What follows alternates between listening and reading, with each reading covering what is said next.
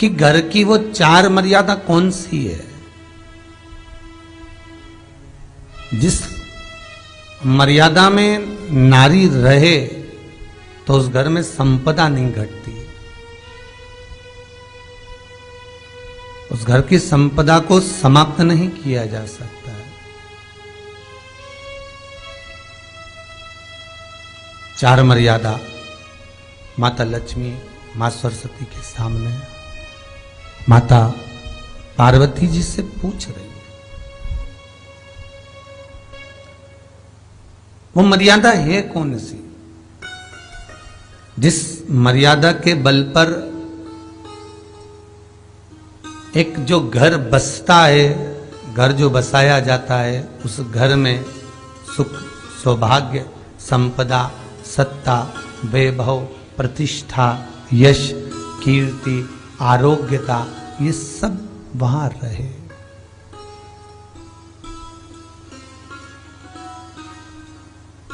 पहला, मां पार्वती ने माता लक्ष्मी को कहा, अतिथि देवो भव।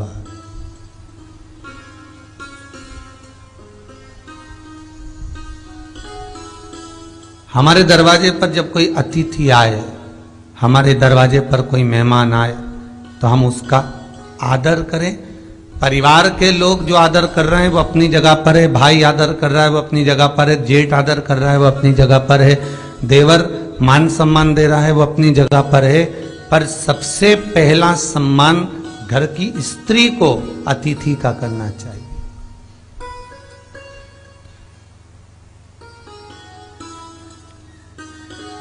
सास के मेहमान आ गए, पहचान वाले, बहुवन मालूम पड़े अपने कमरे में बैठी हुई है।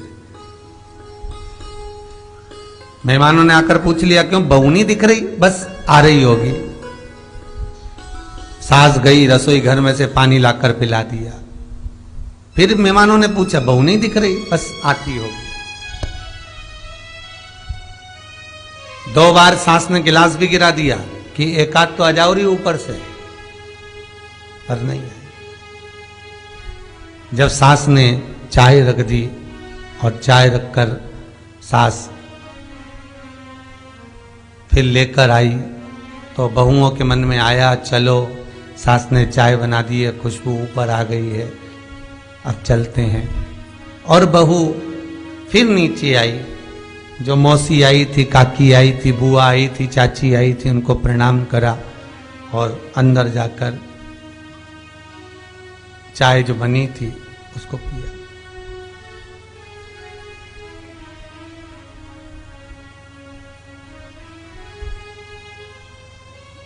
एक गरुड़ पुराण में लिखा है, 94 तरह के नरक में एक नरक है जो दरवाजे पर आए हुए अतिथि का सम्मान नहीं करता,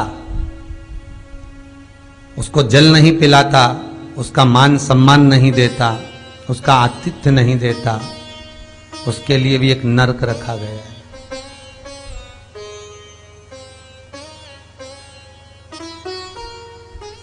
हजारों नरकों में एक नरक वो भी है जिसका हमने आतिथ्य ना करा हो। मेरा बहुओं से निवेदन है, सास के रिश्तेदार आए तो आप उनका भी आदर करिए, और आपके रिश्तेदार आए तो आप उनका भी आदर करिए। जेठानी के रिश्तेदार आए तो आप उनका भी आदर करिए, और देवरानी के रिश्तेदार आए तो आप उनका भी आदर करिए। आप किसी न किसी रूप में जो अतिथि आया है वो न जेठ का है, न देवर का है, न वो सास का है, अतिथि घर का है। किसी एक व्यक्ति का अतिथि नहीं है।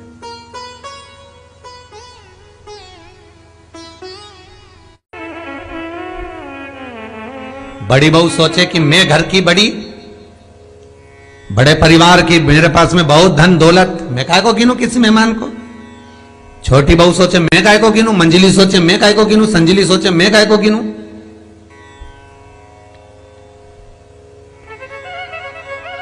तुम्हारे माँ बाप आए, सास अगर तुम्हारे पिता से, तुम्हारी माता से बात ना करे, देवरानी बात ना करे, जेठानी बात ना करे, तो तुम्हें कैसा लगेगा कि तुम्हारे माँ बाप आए और किसी ने सम्मान नहीं करा, उसी तरह सास के रिश्तेदार आए, तुम सम्मान नहीं करोगी तो उसको कैसा लगेगा? फिर तुम्हारे घर के आए वो सम्मान न करे तो तुम्हें कैसा लगेगा? आतिथ्य घर में कोई भी आए वो सबके लिए। दूसरा क्रम बताया, घर के दरवाजे पर जो तुलसी का पौधा होता है, जीवन में सबसे पहले अगर दुख आता है, तकलीफ आती है, कष्ट आता है, बीमारी आती है, रोग आता है, कोई बड़ा घटना घटने वाली होती है, कोई बड़ा कष्ट आने वाला होता है, तो लक्ष्मी जी से माता पार्वती कह रही है, घर में जो तुलसी का पौधा होता है सबसे पहले घात उसी पर होती है। तुलसी का पौधा सूख जाता है, समाप्त हो जाता है, उसके डालियां मुरझा जाती हैं, नीचे लटक जाती है, मंजरी झुक जाती है, या तुलसी के कुंडे में जो मिट्टी है उसमें फफूंद पड़ जाती है।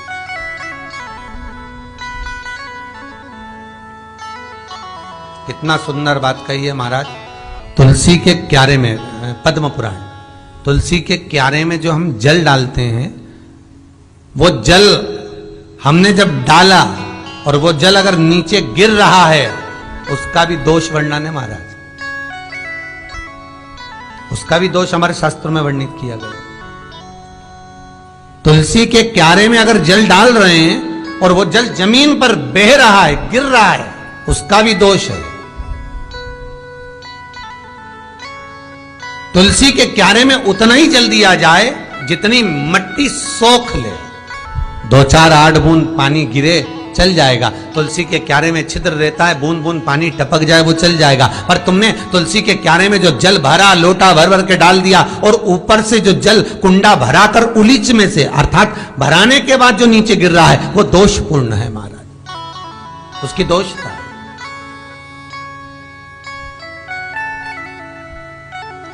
वो दोष देने वाला।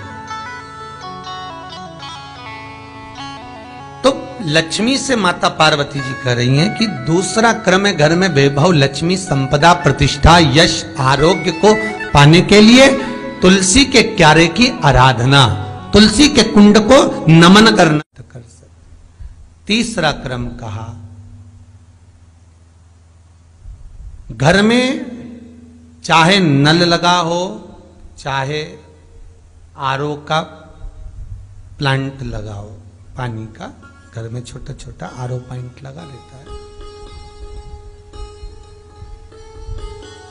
फिर भी घर के अंदर रसोई घर में एक छोटा सा मटका, मटका नहीं तो हंडा, हंडा नहीं तो बाल्टी, बाल्टी नहीं तो कलसा, पानी का भरा हुआ जो नारी रखती है, दूसरे दिन उस पानी को बाहर ढोल कर फिर वापस धोकर भर लेती है। मटका रोज धुलता है, हंडा रोज धुलता है, प्रतिदिन का। जितना जल उस पात्र में रहता है, भरता है, ऐसे ही घर में संपदा बढ़ती। 3 क्रम बता। चौथा,